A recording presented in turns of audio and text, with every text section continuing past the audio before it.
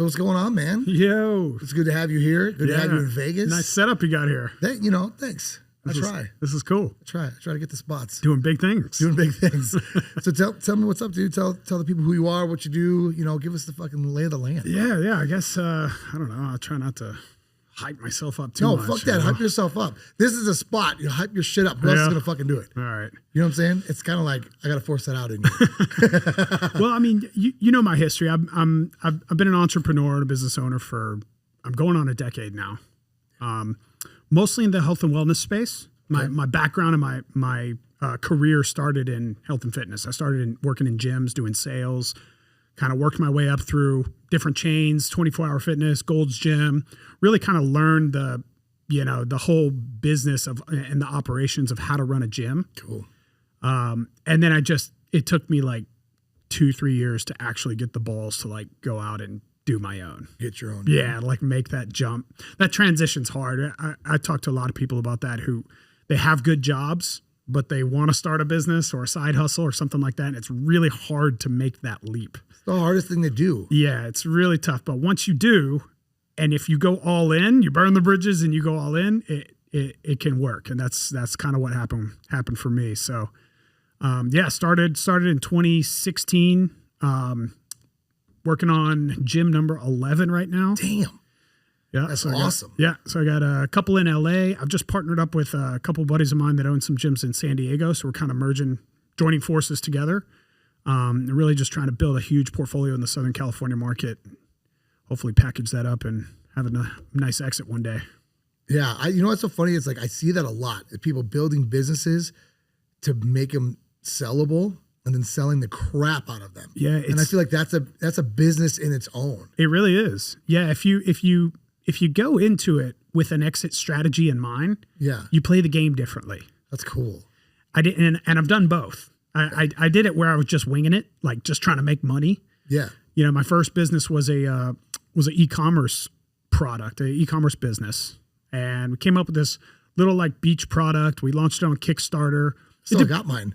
Oh yeah, you got your beach sheets? Fuck yeah, I still got that. I got the little like the cushion thing there. I got like the sheet on there. I got the whole thing, man. That's kind of how it started. And that whole process of trying to build and grow that company was just survival. It was like, I just want to make money. I want to, feel good and like have this business, but I didn't really have a plan, right? Like an exit strategy. And so what ended up happening is I had to learn a lot of lessons the hard way. Yeah. But ultimately we pulled through. We grew it to the point where we were on pace to do 40 million in 2021, and we ended up selling the company. Yes, I remember that. Yeah, so we had a big exit. So that was pretty life changing. But all the while when I was doing the e-com stuff, I was also doing the gyms. Right. And in hindsight, I think I just really got lucky that I had both. You remember when COVID happened, all the gyms shut down. Yeah, I remember that. Yeah, so like if I didn't have the e-com business on the side, I would not be talking to you right now. I'd be bankrupt. Fuck. Yeah. That's so crazy though. It was wild. Yeah, wild story. It's like one got shut down and the other one exploded. That's the way that shit works though. It really is. Yeah. So did you lose any gyms during COVID or anything like that? Like what was like? I lost a lot of money.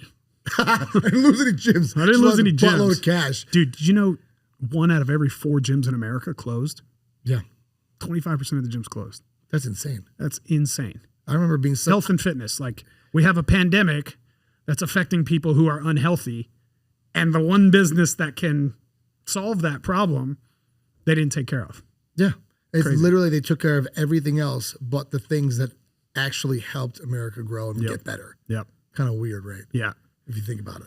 Nice way to attack the things. I think it was designed that way. It had to be, man. That shit was straight out of a fucking movie. Yeah. Like somebody had to make that shit up.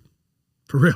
You that think was a about lot of planning. Yeah, like you know what I mean? Like there's like, and I would tell people this all the time. I'm like, it's so funny that people don't believe it. I go, listen, back in the day, if we were at fucking war, back in the day, you would be standing on one end of the field and I'd be standing on the other end of the field and we'd have some shit to talk. We'd have a sword and we'd fuck each other up. Yeah. Not until people got smarter, then they started hiding in bushes. Yeah. You know what I mean? Then they started becoming strategic. And I'm like, what makes you think that I'm going to sit there if I want to, I have an enemy and I want to take them out, I'm going to sit there and stand there and be like, hey, You want to get fucked up? Right. I got this sword. No, I'm going to put up some weird ass shit. It creates some nasty psychological shit. Like, that's the game. It evolves. Yeah. So everything has to evolve. And war has evolved to this thing where they're like, okay, we're not winning anymore by fighting guns and stuff like that. Yeah.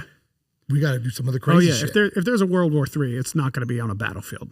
Like, it's going to be cyber warfare. It's going to be psychological warfare, all that kind of stuff. Yeah, and all that shit's going to go out, and then people are going to be like, oh, and they're not going to know what to do because they don't know how to survive. Yeah. Like, they have been built on all these new technologies. Yeah. And so people are born into this stuff, and they go, I can't live without it. So It's wild. I believe my son is about to turn 11. I think he's the first generation in human history that will not know what it's like to live without a computer in your pocket. Think about that. Right. That's right. You got an iPhone, you got a computer in your pocket. He's got an iPad. He's never known life without that. That's so crazy. And it's crazy how we've adapted to that. Is like most people would not be able to get around town without Google Maps. Somebody asked me the other day for directions. I go, I don't know. what are you doing? Why are you asking me? Do you have a fucking phone in your pocket? Yeah, You can look at find your that shit phone. out? Like, it's Google Maps. So imagine if the warfare was they shut down the grid. That's what I'm saying. People would be fucked. They would have no idea how to walk north or south. Couldn't even get home to my wife. No, Like, no. Dude, I've gotten home drunk in a place that I've never lived before and had no idea where I was. And with somebody else's house, I've gotten home. yeah, Pretty sure I could survive. yeah. but that You're a that- survivor. You know what I'm saying? But like, that era is like dwindling too. Yeah, where like it's you gone. used to get messed up and you found your way home. You were resourceful. How did we do that? Because I did the same I thing. don't know. That's what I'm saying. So we have a skill. we have a skill embedded in us in our generation that we can get the fuck home if we Dude, really need to. I would come here to Vegas, get smashed, and I could find my car in a parking lot in the Mandalay Bay Like with this. with 20,000 cars. Like, how is that even possible? That's what I'm saying. Like, you honed in on some fucking crazy shit and you were like, zzz, fucking bam, that's where it is. I'm telling you, I was in Ohio. I had no idea where I was, bro. My phone died. I was wasted off a Fireball. I had no idea where I was. I went with somebody who took me somewhere else, even. And then he still got back. And somehow I got back. And then my sister was like, that was the worst neighborhood ever. And I was like, I got home. Crazy. And it was weird. But I'm like, yo, people don't have that. Yeah. They're not going to survive. We'll be fine. We got that skill. Dude, tell me about how much your life has changed since you quit drinking alcohol. Because I quit recently too. I'm going on almost 8 months. It's so funny because you say that and I just go vroom, back to the time we were wasted doing jujitsu. Yeah, no, that was hilarious. We drank like a whole bottle of Class A Azul and doing jujitsu. We were on Class A Azul for a while. We were like, this is what we're drinking. Let's go drink. It's Thursday night, blah, blah, blah.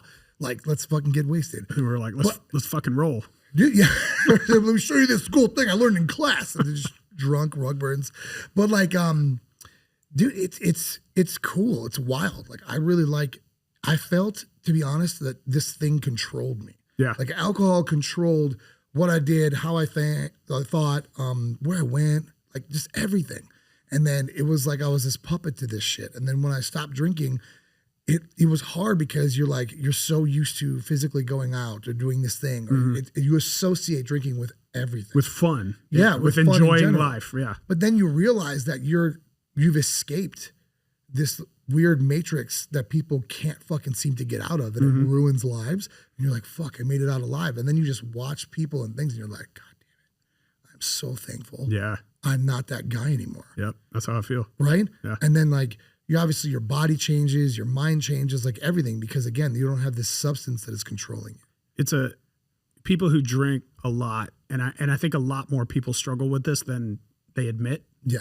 I did for a long time. Like, I wouldn't admit it, you know, that. because I didn't want to have that image, right? Like that. Well, you admit it, then you say it is. And then once it is, you're like, oh shit, that's not me. Then you got to do something about it. Right, So exactly. it's So like, it's like, oh, I got to say it. I'm not going to say it. yeah, exactly. And I think it's one of those things, like people, they create this prison in their head. It's a prison of thoughts and you can't get out of it. And like, once you do, and then you look back, you're like, fuck, man, Dude, life is so much more enjoyable. so much more So enjoyable. much more. Like, it's not even close. Not even close. Like, you think like you're having fun drinking. You're not. You're not. You're not. It is way more fun Yeah. being fucking alive and sober and, 100%. and having your mindset. 100%. It's like how alcohol affects your sleep, right? You have a couple drinks at night, you're tired, you go to bed, you think you're sleeping good because you're tired, right? Because you're drunk, but you're not. You never get into like a REM sleep or like a good state where your body can actually recover. Yeah. Which is why you wake up feeling like shit. And it's this vicious cycle. Man, I lived that cycle for, I don't know, 20 years. What made you stop? My wife. Nice. My wife. Well, she didn't, take that back. She didn't make me stop. Well, right. My wife said something to me that made me think that the alcohol was the problem. Interesting. And in hindsight, it wasn't. It actually wasn't the problem. Right. But at the time, what she said to me was enough for me to be like, I'm done. Like I'm stopping, because I thought, you know, imagine this, like you have a relationship with somebody and something happens, right. Get into a big fight, you get disconnected, like things happen all the time. Right. So then what you do is you start replaying stuff in your mind. And so I started replaying all the years, all the nights that I didn't spend time with her because I had a bottle or had some friends or wanted to go out and drink, you know. So I started replaying all that, and I created the story in my head that it's my fault, I'm the problem, and it's because of alcohol. Yeah. So even though that wasn't really it, I'm really thankful that happened. Yeah. Because that was enough for me to say I'm done. Right. And then literally within not even 30 days, I was like, why the fuck didn't I do this sooner? It's crazy, right? I feel so much better. I sleep better. My workouts are better. I'm way more productive. Like I get up at like 6:30 in the morning. I'm productive immediately. Yeah. Immediately. I'm knocking shit out. It's fucking gangster. Not when I was drinking. When I was drinking, it was like, I was a slog till like 11 a.m. Like, don't talk to me. I would purposely not schedule conference calls until like after 11 because I knew I was going to feel like shit until then. Isn't that crazy? Like people are out here thinking like it's not affecting them, and then that moment you just said right there could be literally making or making basically breaking businesses or marriages or lives because you are scheduling your life around your drinking, around alcohol. You're around planning alcohol. your life around that. And people do that shit with food all day too. I'm just going to throw that in there for fun because we're talking about health and wealth. Yeah. Right. Yeah. So they're sitting there making it like. I talked to somebody the other day, like I'm gonna go run a triathlon, and I'm like, cool, you know, you got to handle your food. Yeah, but I like this, and I stress eat. I was like, what in God's name makes you think you don't have to sacrifice something? Right. Like, you know what I'm saying? Oh, okay. So I'm glad you said that. One of the things I think was the biggest struggle for me, because I tried to quit over the years many times, okay. And what I would do is I would stop for periods of time. So I would do the dry January. I would do the sober October, right? Sometimes I would take 90 days off. A couple of times I even took 6 months off. But what I was doing was I was trying to convince myself that I didn't have a problem. Of course. And that I was fine and that I could control it. But what was happening was the entire time that I wasn't drinking, I felt like I was sacrificing something. I felt like I was sacrificing fun or sacrificing a good time going out with friends. So what ended up happening is I could take 30 days off, no drinking, you know, no problem. But by day 28, I was looking forward to the drink. Of course. As soon as I was done with the hiatus. 1,000%. So it's that doom loop, and it really does control you. And once you flip your mindset and you realize that you're not sacrificing anything, you're gaining a lot by stopping. Yes, you're gaining everything. Game changer. Game changer. And you know what's crazy too is like I was reading the other day in that book I was telling you about, and he said something that really got me because I've been literally trying to figure out. I go, what's the basis of something? Like when we sit there and we talk about fitness or wealth or like entrepreneurship or any of these things or getting better, there's always a basic that you follow that is always going to be the playbook, and you just kind of get really, really good at the basics, and then you're like you expand on it, right? Yep. People are always looking for something special. So I was like, to me, I like to get down to the basic to understand it and explain it better. And he said something to me that I was looking for a very long time. And he says, human beings and men, we increase. Our sole job is to increase, right? Think about that. Like we want babies, we want cars, we want money, we want house, we want more family, more. But that's okay. We're supposed to have more. Like God and the whole situation is like more, right? Because with more, you could do more, you could help. Yeah. So our job is to help, Yeah. right? So if you think about that, when you tell somebody to cut out drinking, when you tell somebody to cut out food, when you say you can't go out, you're decreasing. Yeah. And then inside your mind, you're supposed to be increasing. So now you're going against what everything is as a human. Yeah, that's and you're wild. like, now I'm fucking really, this is not survival. So now I'm going against my survival. Fuck that.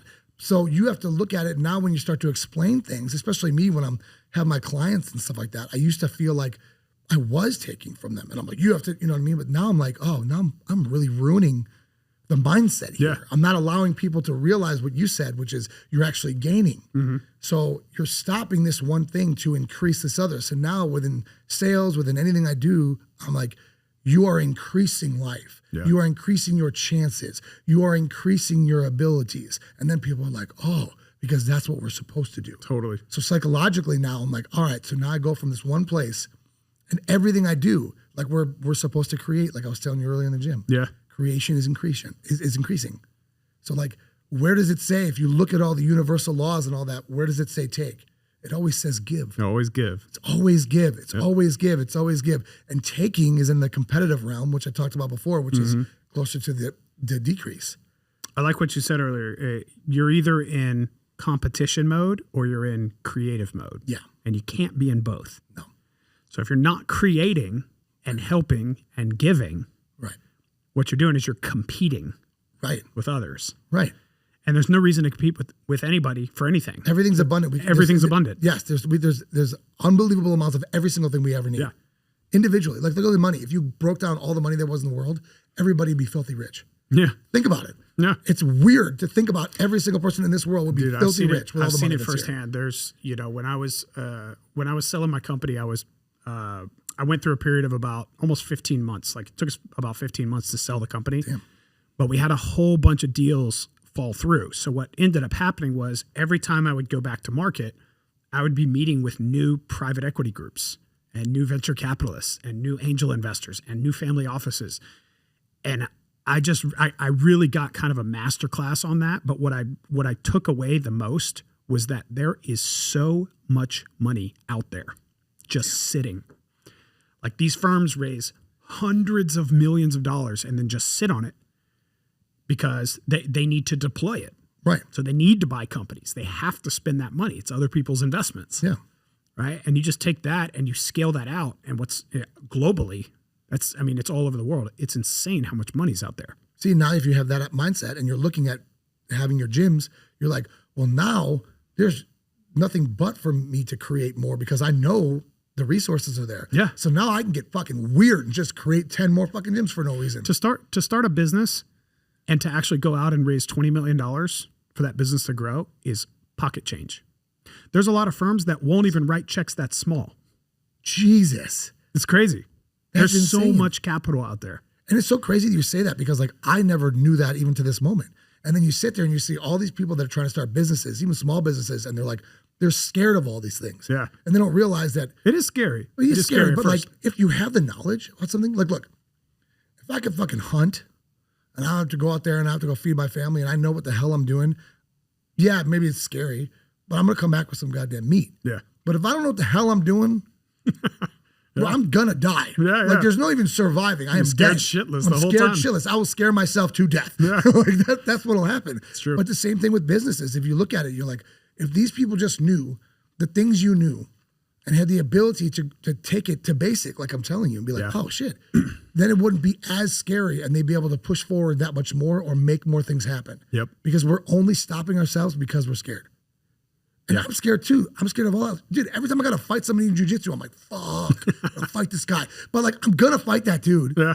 And then a lot of times you win. And afterwards you're like, great. Yeah, you're like, oh, feel okay, good. cool. And then like the next day you're like, fuck, I gotta fight that guy.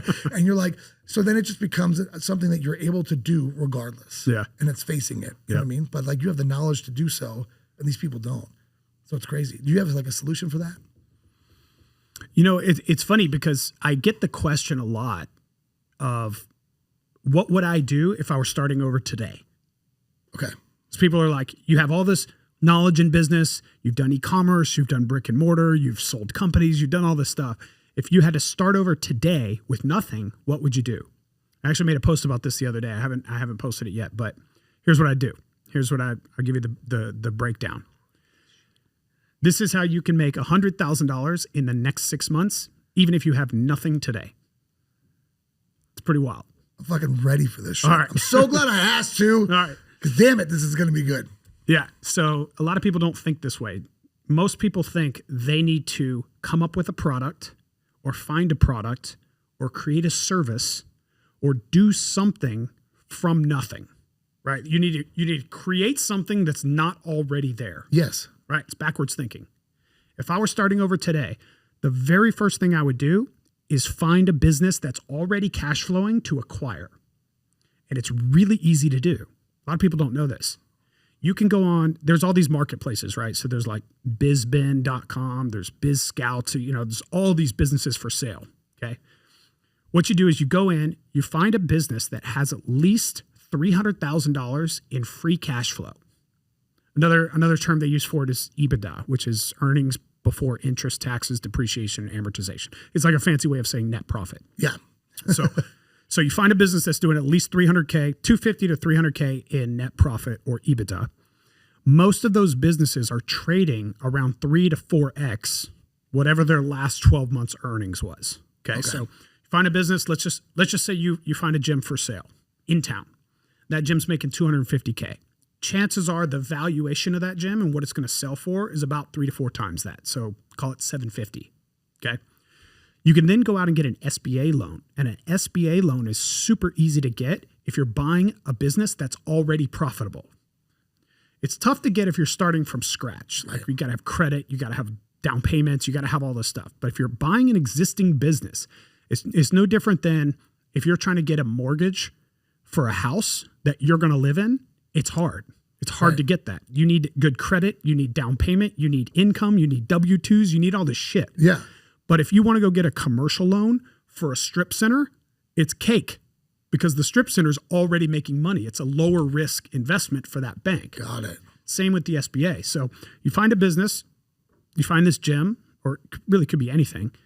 I found a really cool apparel business yesterday, like this killing it, doing like almost 400 grand in cash flow. Let's go. Yeah. And it was selling for like 1.2, something like that. So you can go get this loan. The SBA has programs where you can put down 0%.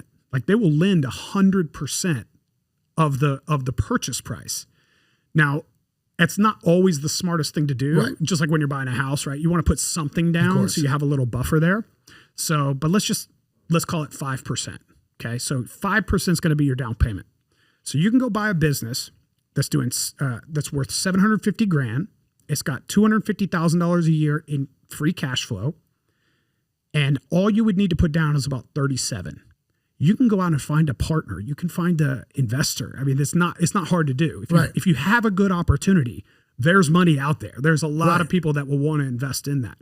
That's what I do now. I'm an angel investor. I invest in good businesses and people that are running good businesses. Sick. So you buy this business, and even if you do nothing, you don't grow it at all. Like you just take over and just let it keep running. You're still going to be making probably 100 to 150. You're not going to make the full 250 because you'll have the debt payment. Right, exactly. Right, from the loan, the SBA loan. But the debt payment is only going to eat up maybe 30 to 50% of the free cash flow. So you can literally go out and buy a business for $750,000, get an SBA loan, put down possibly 0%, and now be making 100, 150K. Jeez. And then you turn around, rinse and repeat. Do that again. Do that again. But you got to find something that, A, you're passionate about. Right. Right? Like you don't want to buy a sandwich shop if you don't like sandwiches, right? It's kind of obvious, but yeah, a lot of people look at that and they just want to have a business just to own a business, or they want to do something just for the money because they think they're going to make a lot of money. Yeah, or they need something to do, or they want to say I own a business. Yes, right? They want to say that I'm a business owner, or they think that by being a business owner, you're going to have all this freedom and financial independence and all this other stuff. No, definitely not the case. No.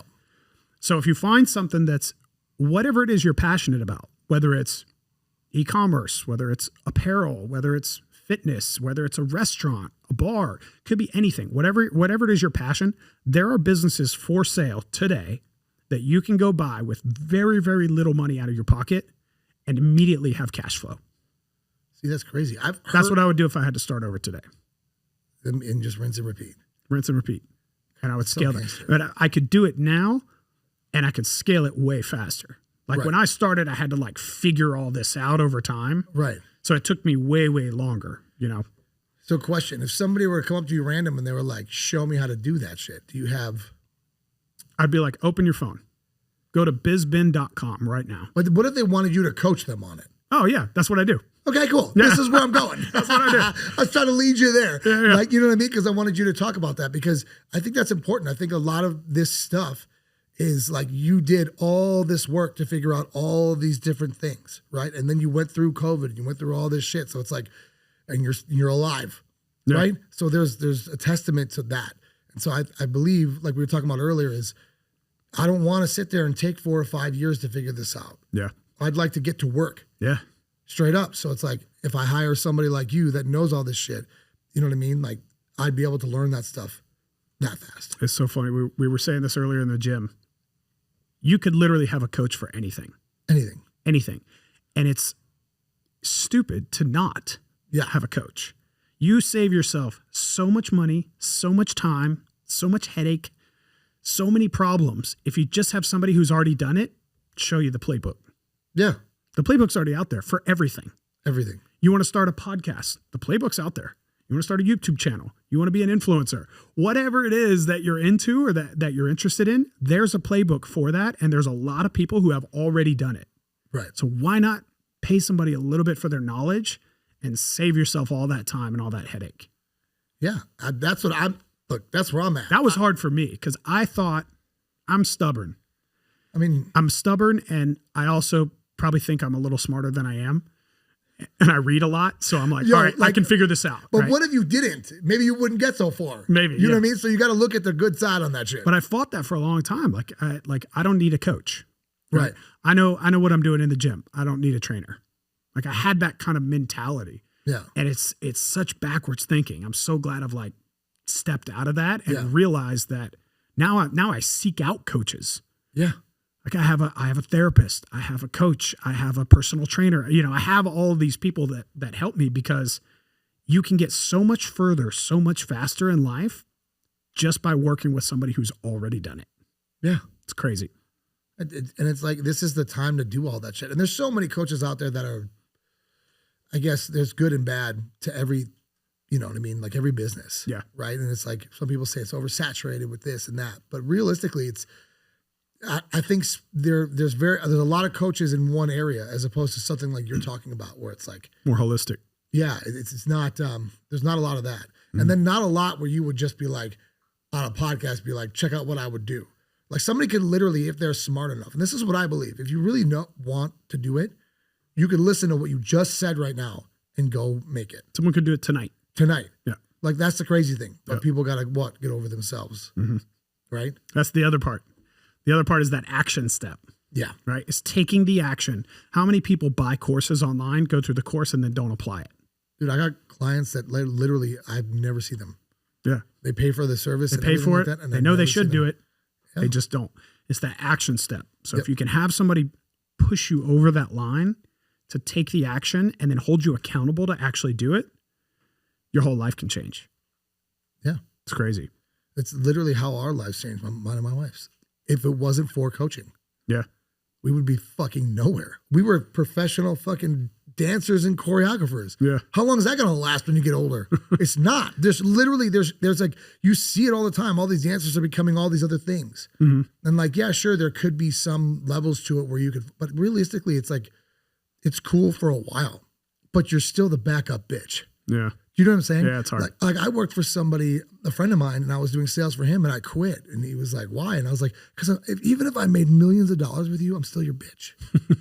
You know what I'm saying? Yeah. And like, not to be like, but think about it. Like if he, and then the funny thing is he dissolved that company, and I was like, bam. And I left, and I was like, "Look, I was fucking right. I told you." So it's like, I just feel like getting a coach, being able to do something on your own, figuring out getting the playbook from somebody, having the accountability and learning it, and then having your own shit. Yeah. Like that, there's nothing more American than that. Yeah, right. 100%. And that's why everybody wants to come here, because we have the ability to do that. 100%. And now you have the ability to coach with somebody like you. And like come on, it's so ridiculous. Like I wish to God I had coaches like this growing up. Yeah. I Me wish too. I had anything like That's this. what I'm doing. I'm putting together a program that I wish I had when I started. My wife did that too, and she turned it into a really successful business. Which one? So my wife was a very famous high-level dancer as well, choreographer. Yeah, I got to work with her on a job. She's amazing. She did, world tours with some of the top singers in history. Right. Justin Timberlake's, the Michael Jacksons.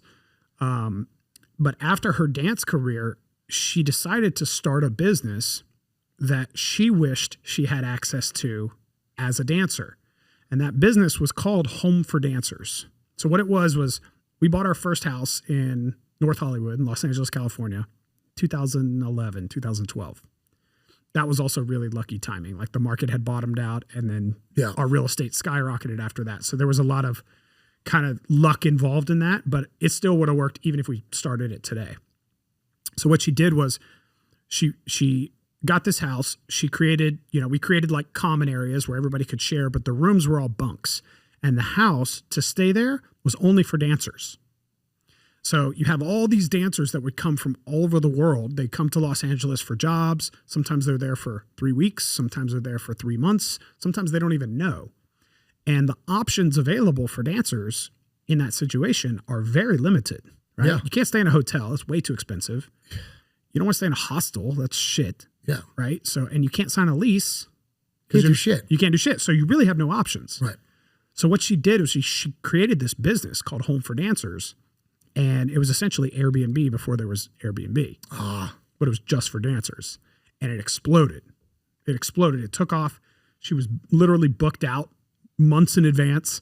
We ended up opening a second house. Then we ended up opening up a third house. And it was wild. So we kind of grew this real estate portfolio while she was running the business out of this real estate. But the whole idea was she was creating something that she wished she had. Right. So now that's kind of what I'm doing. I'm trying to do the same thing. Like I'm creating the playbook that I wish I had when I first started a business. That's dope. Yeah. See, like I do what I do because I don't want people to go through what I went through. Mm-hmm. You know what I mean? So it's kind of the same. Like, so when I coach people, when I help people, and like me is like, how do I make sure they don't go through that shit? Yeah. Right? The pain, the suffering, the bullshit, like all the stuff, the mental, everything, right? I don't want anybody going through that because it's fucking pointless. Mm-hmm. You shouldn't have to go through any of that. You should literally go, what you said, is go from A to B and be successful because it's literally it's there. Yeah, it's already there. The only thing that is stopping us is all of our crap or all the things or like, what I wanted to bring up too is you talked earlier about imposter syndrome. Imposter syndrome. Yeah. And you know what I mean? And it's like, I feel like that's such a massive thing where you go, you got men, and this is what I've noticed too, is you got dudes that make a bunch of money and people think they got it all, but they're probably one of the biggest candidates of I'm missing it. Yeah. I'm missing something, right? Yeah. But they'll never talk about it because it's like, even if you're at the top, who are you going to tell? Because then also you're like, oh, then I'm not at the top anymore. You know what I'm saying? So it's like, you got to keep that shit. You got to keep your rep up. You know what I'm saying? A lot of men deal with that. And I think it's a lot of successful men. They have good jobs, good careers, even good businesses. They have a lot of money. They got the house. They got the cars, maybe the perfect looking family. They have all this stuff, but they feel like something is missing in their life. And they oftentimes can't pinpoint what it is. And it's that. There's that imposter syndrome. It's the self-worth issues. Am I good enough? We were talking about that earlier. Yeah. Men, we have this instilled in us now that our self-worth comes from what we do and what we accomplish, not who we are.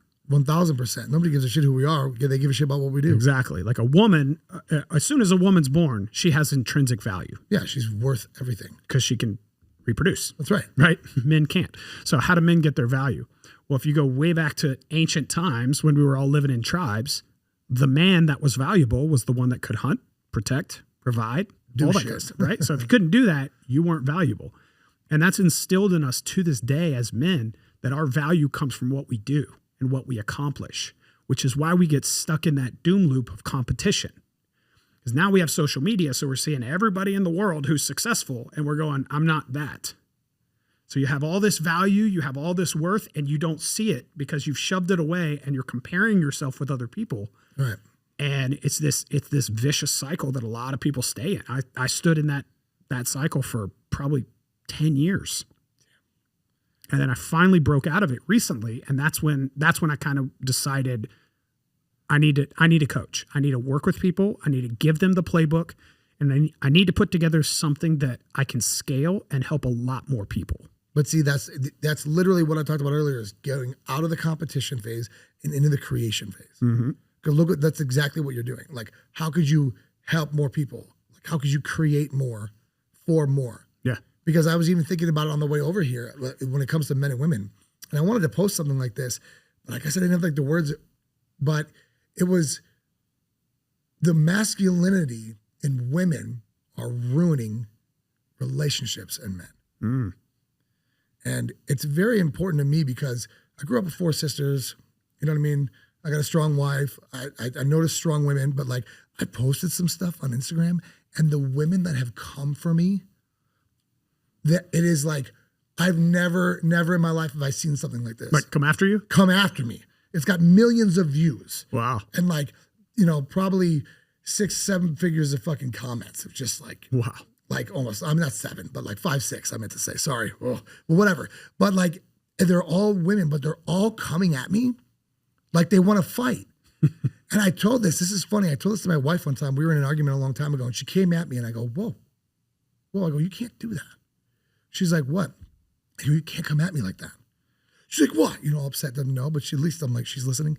I go, because when another dude says that or acts that way to another dude, that is the fucking bat signal for a fight. Yeah. Like we are on Fighting and words. popping. I can punch you in the mouth right now. I can do anything I want. You said it was okay by the way your body language and everything was, right? Yep. So you're coming at me. I go, you can't do that with men. And I got all these women coming after me like men. And I go, and it was a funny thing because it had to do about protecting the household and dishes. I saw that. That was classic. So it was like, she's like, do the dishes. And I'm like, sure, protect the house. Yeah. And then like, I came in as an intruder at the end. You gave her your gun? Yeah, because I thought it'd be funny. I was laughing at it. I'm going to make it, right? And then the people that came after me and they're like, I can do it. Give me the gun. No, you can't. No, you cannot, woman. Yeah. You cannot protect yourself against the man. There are some women out there that are like gnarly that probably could, but the majority of women are housewives, or maybe they went to a range one time and shot a gun. But when it comes to actual violence, like it's not happening. It's just like the tribal thing we're talking about. Yeah. So you have the whole thing, the household messed up, and it's causing issues and problems in relationships with men and women. Because the masculine and feminine. Because they're not balancing. Yeah, like bro. Yeah. If I'm there loud as fuck in a crowd, there's not much room for another asshole like me. Yeah. Right? Yeah. The balance has got to be there. You got to be quiet. I got to be loud. Right? Or they switch the balance and the crowd turns on the guy. Right. Then he's not loud anymore. Put a whole bunch of alphas in one room and it right. turns into a problem. Yeah, exactly. So the point I'm making is like, you can't have, the woman is doing that, the man can't. Mm-hmm. And then when the man does, what happens? You get that fight that I talked about earlier. Yep. So now you got this problem. So I feel like going into this, it's like a lot of masculinity and with women in the situations are ruining that process. And then I say that also because you got a bunch of men that you said earlier that are trying to be the leaders of the tribe, and they're really not allowed to be. Yeah. And then they're like in fear of that. So if you have a coach or somebody like you that can go through the gamut of how to get successful faster, I feel like that would benefit 100%. And then that would switch the roles, because again, like you said, if a man doesn't do anything, he's not worth it. Right? So now you got men not doing anything, and then it's just a fucking mess. Yeah. That was my thought process on the way over here when connecting all the things you said. So yeah. It's very true, man. Just having that playbook and fixing yourself, your own masculine issues. One thing I do think that's happening in society now, which I'm kind of happy it's finally happening, is we're getting away from that whole toxic masculinity thing, right? Thank God. They tried to run with that for like 20 years, like, that being manly was somehow a bad thing. Yeah. Right? No. Like, get out of here. You know, So- Magic Mike at fucking Vegas here is filled to the brim with chicks being like, oh my God. Like, get the fuck out of here. Yeah. Anyway, sorry. I just Yeah. thought that shit was funny. Women want a man that has a little bit of that alpha, that can step up, that's intelligent, that's driven, that's motivated. It doesn't have to be successful. You don't have to be rich. But if you have those qualities and you can really be yourself as a man, the relationship is going to be that much better. Right. As opposed to two alphas trying to butt heads. Right. Because the real man, the real man doesn't worry about that shit. That's what's funny too, is you notice the guys that are trying to, even guys or women or anybody that try to be masculine. Mm-hmm. It's obviously not there, because it's like they used to say back in the day when you would get in a fight with somebody, you'd never worry about the guy that was yelling. You'd always worry about the guy sitting in the booth there, quiet as fuck, going, just waiting for the shit to pop off. Yeah. That's the guy you got to worry about, right? Because that's the truth. And I said this to one of my clients the other day. I was like, nobody listens to men, which is fine if you think about it this way. If I sit there and tell my family all these things, what are they going to do? Oh, cool, blah, blah, blah. But if I don't say shit and I go do this, watch them follow me. Yeah. Watch them go, oh, we're doing this. Mm-hmm. You know what I mean? You have to lead. Shut the fuck up and lead. Do it. Yeah. You know what I mean? So we got a lot of people not doing things and wondering how the fuck to get out of that hole. And I go, it's so easy nowadays to hire a coach or somebody that knows, somebody that's been there in every situation, and then get your shit right and then go fucking conquer the world. Yeah. Earn your stripes. Yeah. But that's what it's about. Like, okay, cool. You had something happen. That translates to in business a lot too. Right. A lot of people start businesses or buy businesses and do this stuff, and they're not leaders yet. So what happens is they turn into managers. So they're trying to manage other people, and everybody's looking at them like, fuck, you don't do shit. You're not doing this. Yeah. You know, and then you can't build a good culture and a good, strong team if you're not a strong leader. Right. And you can't be a strong leader until you've gone through the fire. That's crazy. And it's like, it's just so funny. There's no other equation than that. Yeah. You look at it, like even with fitness, like there's no, like I've been doing it for so long. And then not too long ago, I had a coach that was like, you're not doing shit. I was like, I'm busting my ass on this weights, motherfucker. I swear to God, I'm working my dick off. And he was like, you ain't doing shit. And I was like, he's like, there's no intensity. I'm like, what the fuck? So I upped that shit and I found another world. Crazy. And I'm like, oh my God. Like, but you needed that coach to push you there. I would have never gotten there. Yeah. And then I would have never had somebody show me the way. Yeah. But also, again, that coach was it was like, he made me earn my stripes, right? There was no bitching. There was no like, I said this. He's like, well, this is the way. Yeah.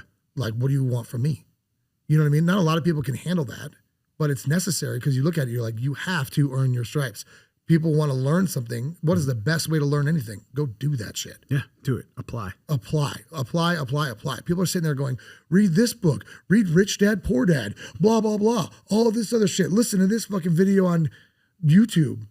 Go do something, motherfucker. Like nothing equates better than actual action. 100%. And it's like, we all have access to the same things. yes. You and every billionaire on the planet has access to the same information. Isn't that crazy? For free. For free. It's free. It's available and it's free, but it's the action that separates great men from okay men from guys that struggle. It's so funny because I have people ask me shit all the time and I'm like, you can literally Google that. Yeah. I'm like, straight up, the information is out Crazy. there. Just like the lady earlier, I told you about directions. I was like, neither of you have a phone. Not one of you has a phone with maps. And now with AI, it's getting even crazier. Like it can literally think for you. Literally. I can completely, you know what I thought about one day? I was like, I want to create, just for fun, something completely on AI. Just completely, like a course, a thing or whatever, and just put it out there and do all this stuff. And it has nothing to do with anything else except for what I typed in an AI. Yeah. And see how well it does. I bet it would crush. Dude, I use AI for everything now. Literally everything. I don't Google anything anymore. Why would I Google something and then have to go through a bunch of links to find my answer when I can just ask something an answer and it gives me the answer? And then do you know where they get a lot of their information from? Google. Google, but also Reddit. Oh, Reddit sells their information Interesting. to AI companies. I And I didn't know just that. learned that. So there's companies out there that are selling their information because they're getting, like, some of the best sources of, ratings, stars, comments, everything, and they put it all into one. They got the data. How do you get that? You sell that motherfucking AI shit. It's crazy, man. If you're in business and you're not using AI today, you're going to get left behind. Like it's moving that fast and it's that valuable, especially on the creative side. Yes, that part. The creative side is insane, right? Let's take two examples. We got man A over here and we got man B over here. Man A has a job. And he has a job he doesn't like. He's thinking about starting a business. He wants to do something, doesn't really know what he wants to do. Man B is running a business, but he's struggling, or he's just started. He's not really where he wants to be. Both of them can use AI in the exact same ways.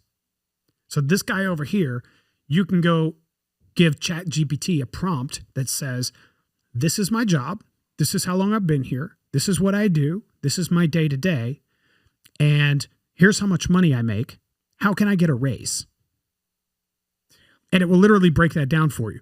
Or how do I get a job that's in the same field, but one step up from this, right? Maybe you're a nurse and you want to be a doctor. I don't know. That's probably not a good example, but there's so much help that AI can give you on the creative side. Yep. And as soon as it gives you answers, you start thinking about other stuff. So then you ask it more. Same thing with this guy. This guy, I use it for stuff like that all the time. Hey, we got this problem at our business.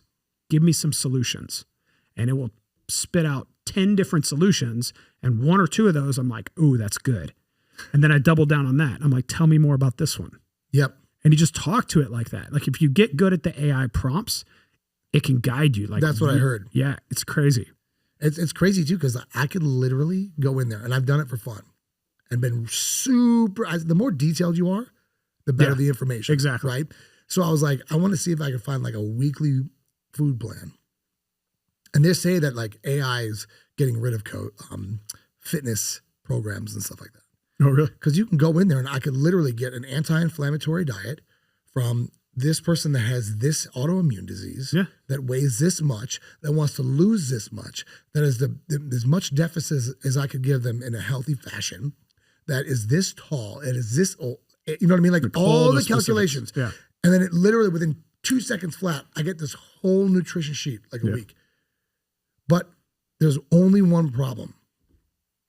What's that?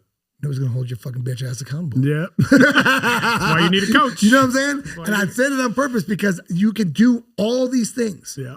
Like I see stuff on the internet right now that I've changed and my social media has changed because I've watched somebody do something and I go, oh, I get what they're doing.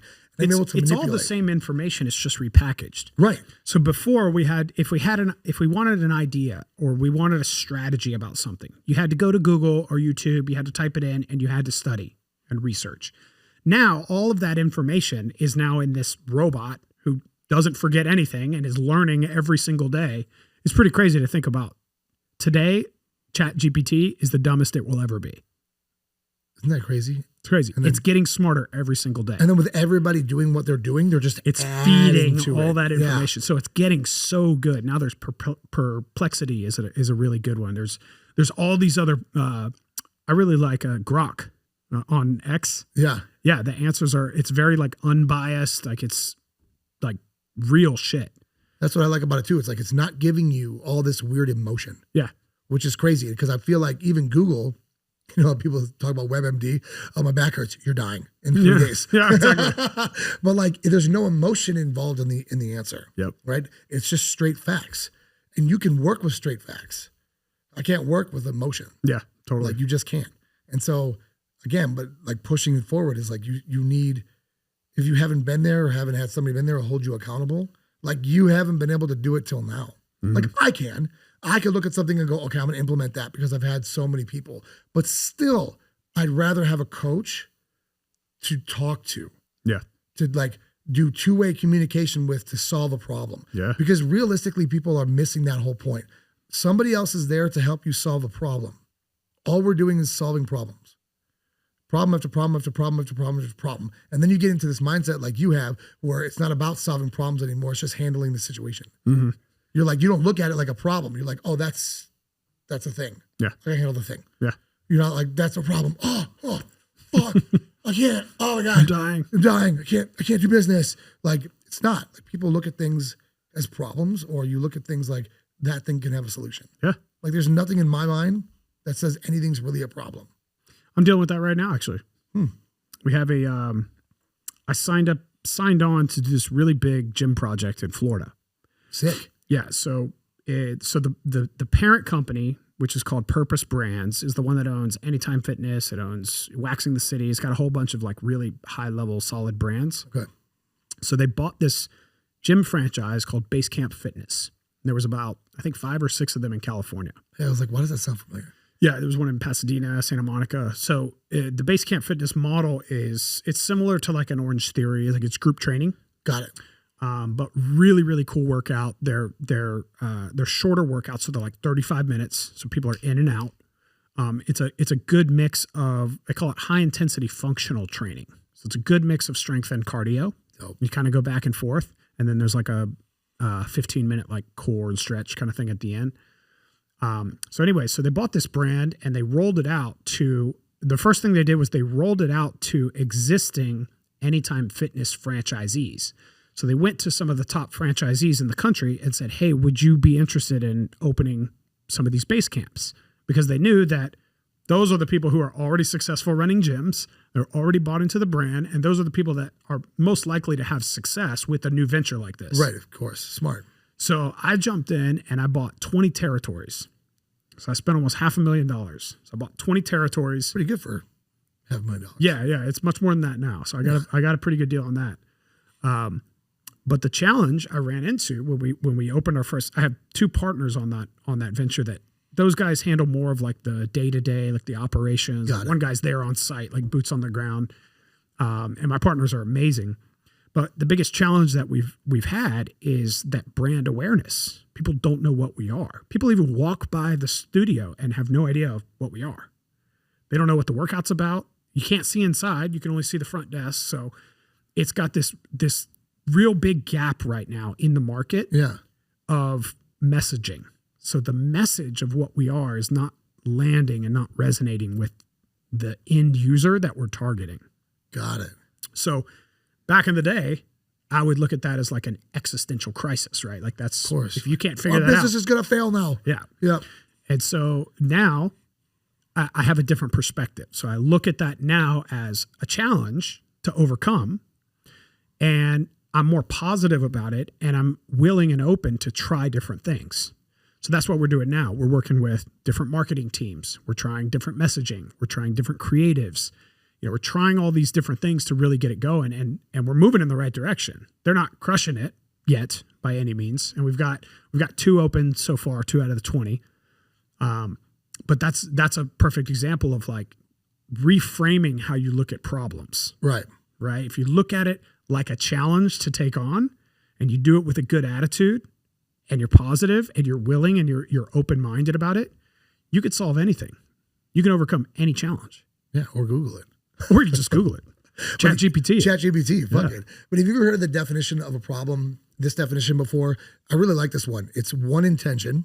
Like, you get what I mean when I say an intention, like an idea, like I intend to pick up this phone, I pick it up. I intend to go talk to that girl, I go talk to that girl, right? Mm-hmm. So one idea, intention, thought against another. That's a problem. Interesting. That creates the problem, right? So if you look at it, it's kind of like the anatomy of what a problem is, as opposed to, oh, this is a problem because people, like a problem like a knife, they're going to get stabbed by. Yeah. It's dangerous. They're scared. But it's just that. So it's almost like this flow that is being completely stopped and causing this thing within inside you. But when you look at it the way you explain it, you go, this one intention, you get this other intention. The intention is to be successful, and it's like, it's not landing. So you're like, oh, okay. I see the other intention. Yeah. I can handle that. And then I could bring it over here. So now you're not stopping. You're not forcing, which a lot of people do, their intention or their idea of how they think it should be, because we got to be successful. They miss the other intention. Yeah. So that's why it's cool to look at it from an exterior point of view, going, oh, it's just 2 things. Like you and I, where do you want to eat tonight? Oh, I want hamburgers. I want steak. Same fucking thing. It's like it's the same fucking thing, right? We just find a place that maybe has both or whatever. Or there's, you know what I mean? Like, it's not like we're gonna lose friendship over hamburger steak vibes. Yeah. That's a good analogy. Right? So you think about it. I like to think about things like that. Like I was talking to you in the car. Like my whole thing is, how can you exteriorize yourself from the situation? How can you exteriorize yourself from what's going on? And then look at it from an exterior viewpoint, like it's not happening to you. And if somebody else needed help with that thing, how would you guide them? Yeah. So now you're guiding yourself at this other level up here, as opposed to emotionally and all that other stuff. So now you're making all these better decisions, and they're more efficient. More efficient. Yep. That's my problem diagram. It's all perspective. Yeah. Everything is perspective. That's it. People stress themselves out over problems that literally could be solved by just changing your perspective. I've done that so many fucking times. It's like the drinking thing. Like the whole the alcohol thing. You know, I looked at that, and most people who are heavy drinkers look at that as the problem is I have to give something up that I enjoy. Right. Right. And once you change your perspective, it's easy. It becomes easy. The easiest thing you can ever do. Because you realize you're not giving up anything. Nothing. And then they also had the excuses being at a party. Like I've had some of my clients be like, they don't want to tell other people. They don't want them to look down on them. Mm-hmm. I go, motherfucker, let me tell you something. Do you know how gangster it is to look at somebody and say no? They wish they had the balls. Yeah. Every single person in that place wishes they had the balls. People respect that for sure. Yeah, because you're standing up for yourself and what you believe in, and there's nothing more respectable than that. Yep. And especially if you do it without an ego, and you're just like, cool. Like if I stood up for something, like, dude, the other day, so there's this kid in jiu-jitsu, and he's 5. My son's 5. Mm-hmm. And they're cuter than shit. And you do jiu-jitsu, I do jiu-jitsu, your son's in jiu-jitsu, we know shit happens, right? But this kid yanks Nova's neck and is choking the fuck out of him. And Nova's like, let go. And the kid's not letting go. But what is he doing? He's looking at dad. The kid was looking at his dad? Waiting for his dad to see how good he's doing. Yeah. Because dad is putting that much pressure on kid. Wow. Right. So I was like, I see it, right? Kip, no such thing as bad dogs, just bad owners, right? Yeah. Okay. So, and then I go, it boils me inside because my kid's getting hurt because you're acting this way and you're pressuring your fucking child. Mm. Right? So I'm mad at you now, sir. Yeah. Okay. So this happens again. There is a mat there. We can do whatever you want, or we can talk, whatever. Like I'm that fumed, right? So it happens again yesterday. And I said something to him, and this motherfucker takes me outside. He goes, "Let's go outside." And I was like, "Yes, let's go outside." Yes, please. Let's go outside. But it took balls to say it, right? That's the point. Was he like combative?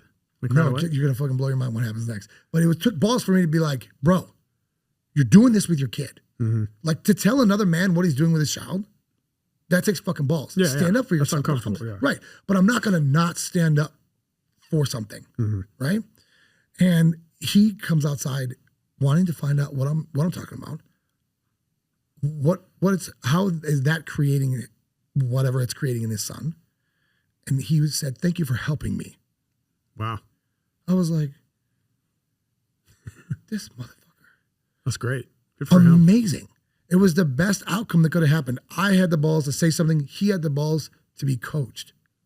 Wow. And he goes, "That's why I stand outside sometimes because I know I'm too much." I go, "Listen, he's going to fucking love you no matter what. That dude is doing it because he's looking for you and your appraisal and approval because you're pushing him so fucking hard. He's 5. Yeah. Go, I know it Let him be a sucks. kid. Let him be a kid." And I go, "I know as men, we want all our sons to be strong and straight. Mm-hmm. We do. I don't give a fuck who says it or wants to say it or whatever. We want our sons to be strong and straight. Whatever. Okay? If other things happen, we don't not love our kids, or we shouldn't, right?" And he laughs, and I'm like, he's going to be fine. Yeah. He's going to be good because you need to lead him. Show him the direction, and he'll be good. But it was crazy because it's like just by standing up for yourself and something, what you believe, look at the power of that. Yeah, it's crazy. Fucking nuts. I wasn't ready for that at all. That's Like, awesome. I was like, shit. And then, you get people that are like afraid to tell people, "I don't want to drink." Right. Simple shit. Simple shit. But It's awesome, man. yeah.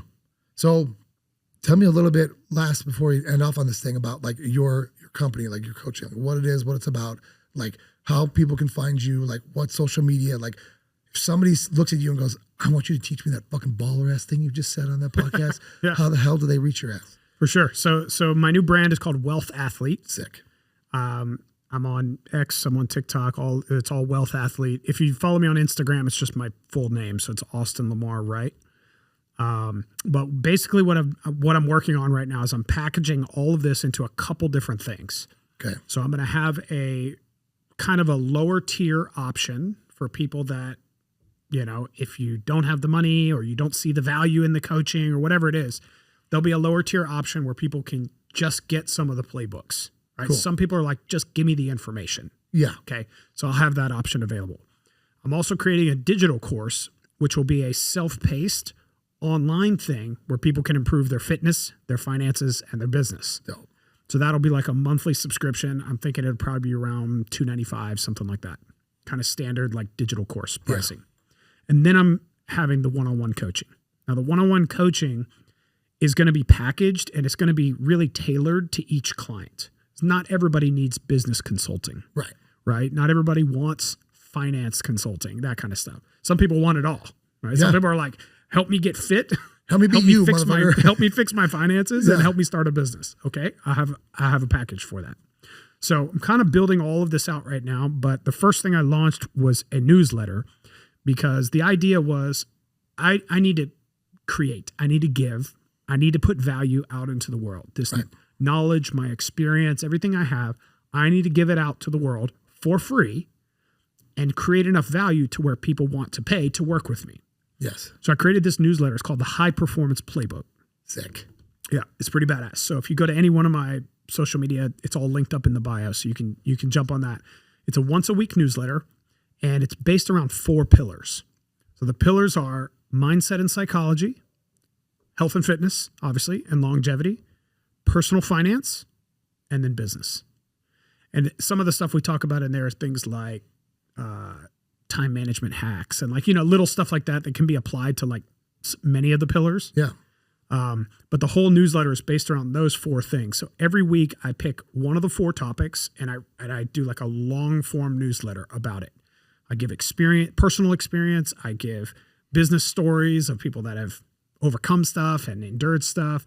So it's kind of like almost like a how I built this kind of a snapshot. And then I do like a little smaller blip for the other pillars. So each week you get all 4. So I would say start there, jump on my newsletter, get on my email list and just see if you find value. Oh. And if you find value in that and you're interested in going through one of my courses or even working with me one-on-one, I'll have those options available too. Sick. I love it. Cool, man. Well, thanks for doing this. Thanks for being on. Thanks for chatting it up with me and telling us your fucking secrets. Of course, brother. Good seeing you, man. I appreciate you too. All right. All right.